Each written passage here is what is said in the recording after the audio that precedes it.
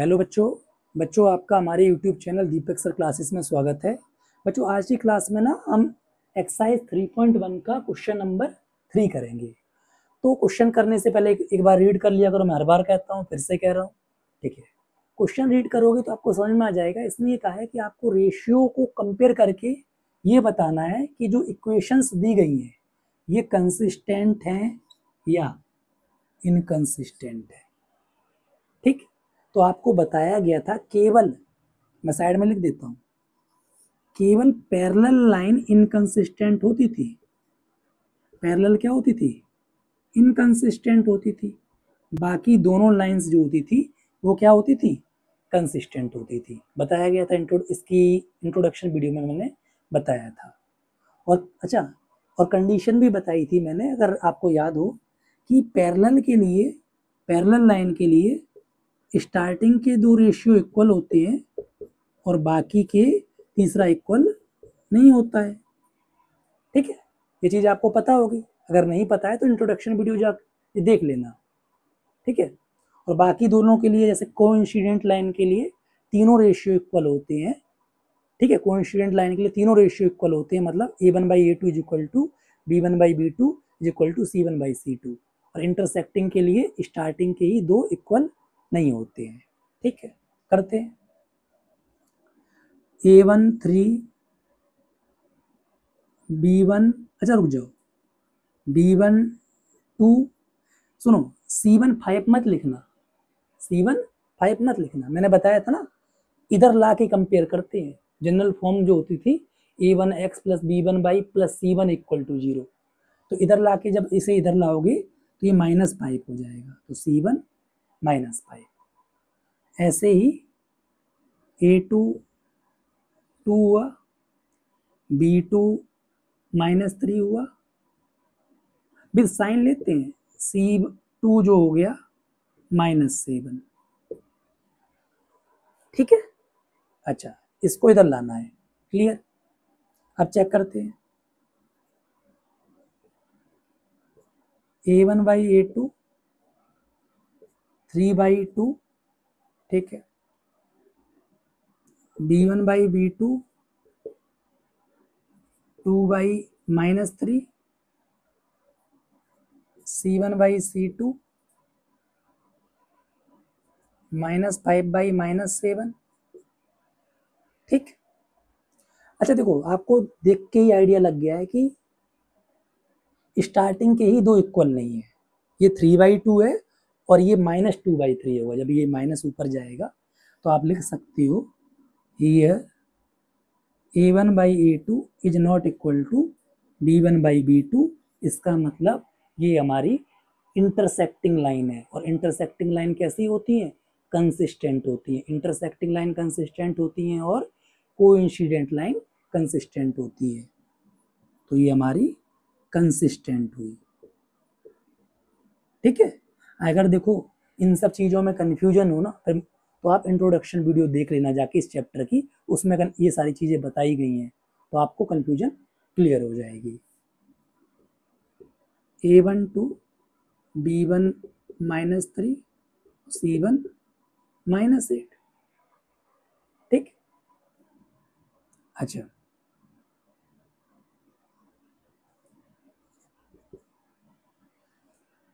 a2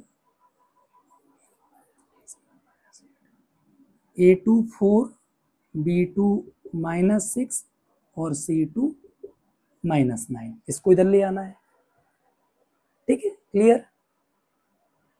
अब देखो a1/a2 की बात करूं तो 2/4, b1/b2 की बात करूं तो -3/-6, कट गया माइनस माइनस, और ये 1/2, 1/2, ठीक। और a1/a2 भी 1/2। समझ में आ रहा है? अच्छा, c1/c2 की बात करूं तो -8/-9।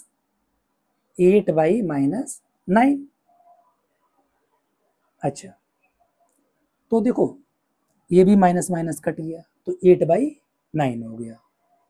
अब देखो यहाँ पर स्टार्टिंग के दो रेशियो इक्वल है, मतलब a1/a2 is equal to b1/b2 है, बट तीसरा इक्वल नहीं है। तो मैंने बताया था स्टार्टिंग के दो इक्वल होते हैं ना, और तीसरा इक्वल नहीं होता है, तो वो होती है पैरेलल लाइन। और पैरेलल लाइन कैसी होती है? पैरेलल लाइन इनकंसिस्टेंट होती है। ठीक, तो आप लिख दोगे ये, थोड़ा सा नीचे झुकना पड़ेगा मुझे, equal to b1/b2 is not equal to c1/c2, therefore ये हमारी पैरेलल लाइन हो गई।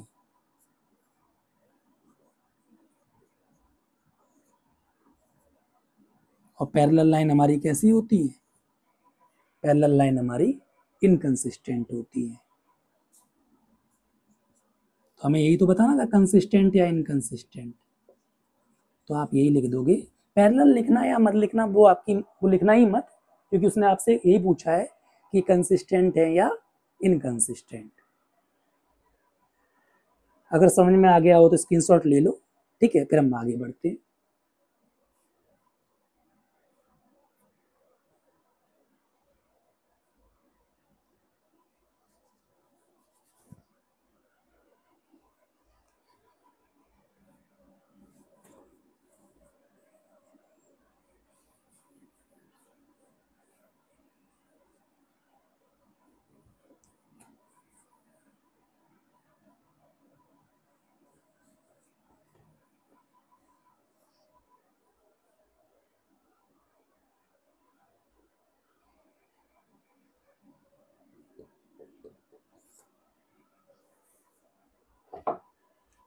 इसका थर्ड पार्ट है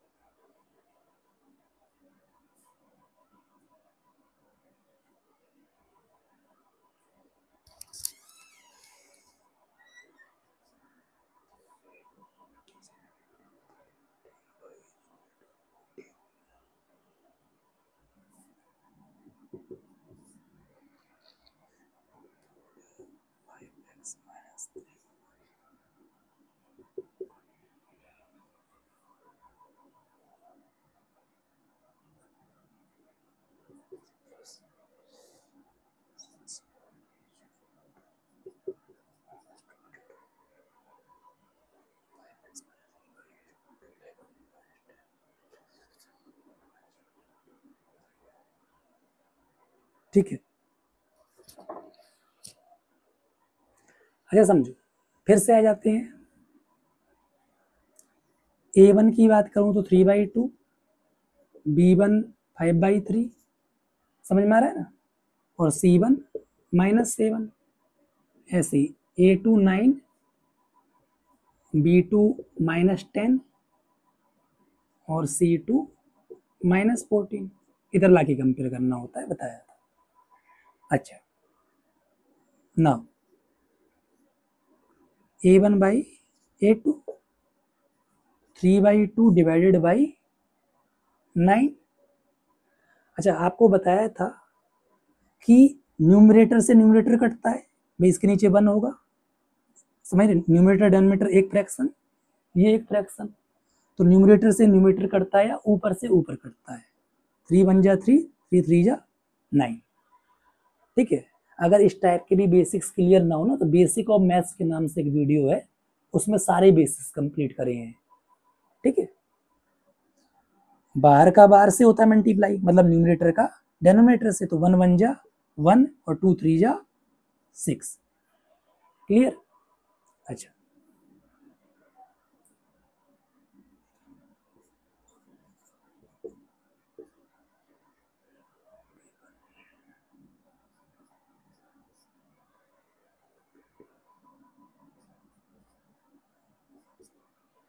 सेम एज इट इज इसमें, इससे ये कट हुआ -2।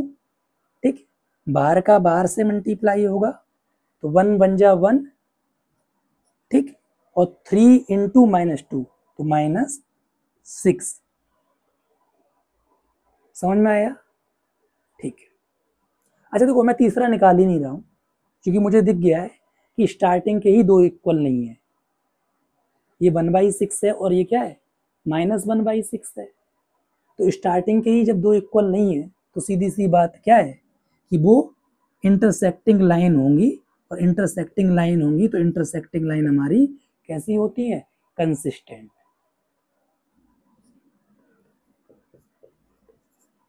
देयरफॉर ये हमारी कंसिस्टेंट होती है।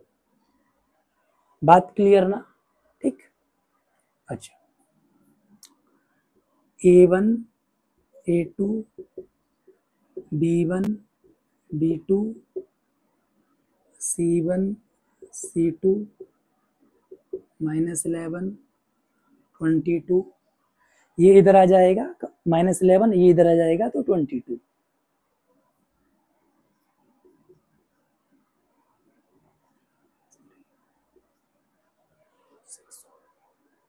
चलो अब इसका देखते हैं।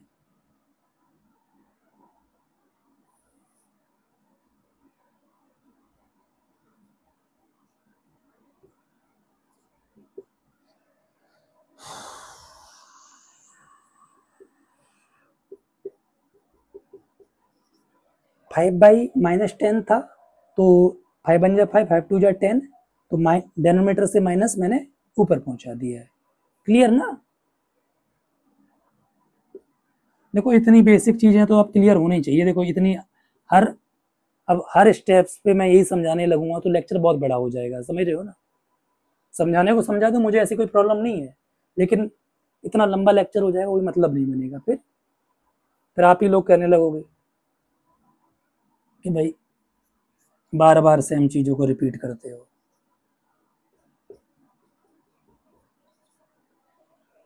तो ऐसे ही B1/B2 भी निकाल दिया, ठीक है। अब C1/C2, तो -11/22, तो ये कट जाएगा -1/2, 11 से काट दिया मैंने, ठीक। अब देखो यहाँ पर तीनों तीनों का रेशियो सेम आ रहा है, A1/A2 = B1/B2 = C1/C2। जब तीनों इक्वल होते हैं तो मैंने बताया था कोइंसिडेंट लाइन होती है। और कोइंसिडेंट लाइन कैसी होती है, कोइंसिडेंट लाइन कैसी होती है, कोइंसिडेंट लाइन कंसिस्टेंट होती है। केवल पैरेलल लाइन इनकंसिस्टेंट होती है, बाकी सारी कंसिस्टेंट। बाकी सारी का मतलब जो बाकी आपकी बुक में दो लाइंस हैं, ठीक।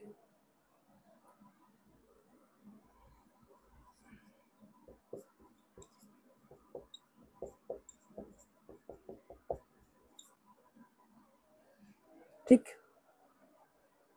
तो इसका मतलब ये होंगी हमारी कंसिस्टेंट। बात क्लियर? समझ में आया कि नहीं? अगर समझ में आ गया हो तो एक बार स्क्रीनशॉट ले लो, फिर हम लोग आगे बढ़ते हैं।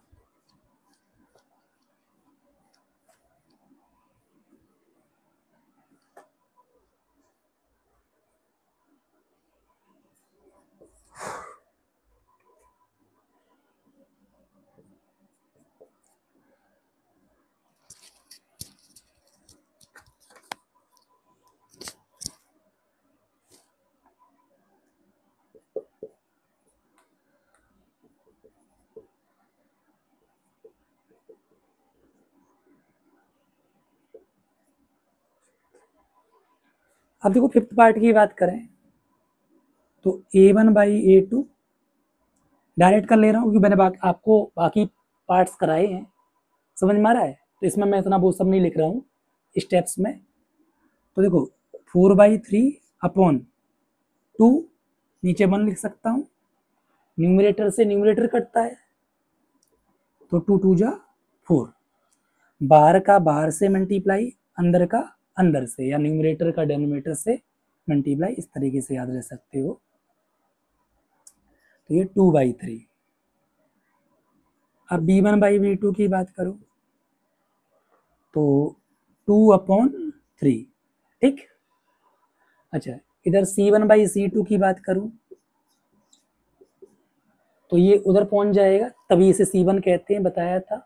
तो -8 और ये -12, ठीक। माइनस माइनस कट गया, 4 2 जा 8, 4 3 जा 12, तो 2/3।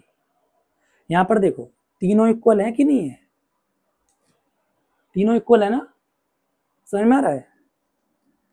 तो here a1/a2 is equal to b1/b2 is equal to c1/c2। जब तीनों रेशियो इक्वल होते हैं तो बताया था कि कोइंसिडेंट लाइन होती है, और कोइंसिडेंट लाइन हमारी कंसिस्टेंट होती हैं, केवल पैरेलल लाइन इनकंसिस्टेंट होती हैं, ठीक है। समझ में आया कि नहीं? समझ में आ गया हो तो एक बार स्क्रीनशॉट ले लो।